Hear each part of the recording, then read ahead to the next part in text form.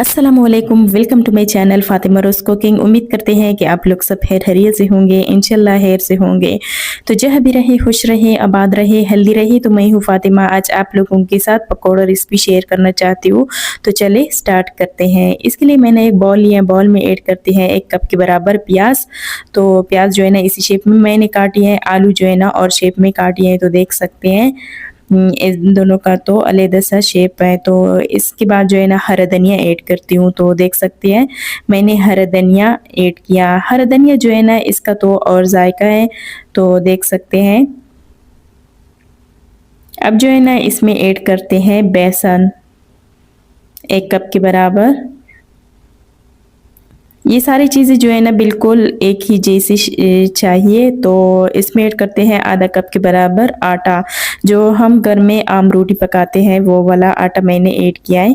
तो 3 चम्मच के बराबर खुश्क धनिया पिसा हुआ, 3 चम्मच के बराबर अनारदाना।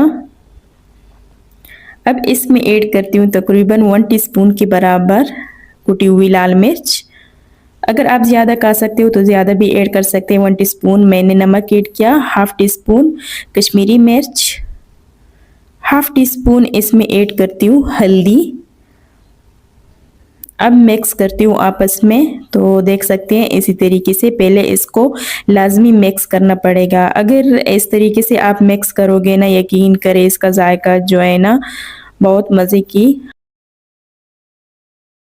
तो थोड़ा सा मिक्स करती हूँ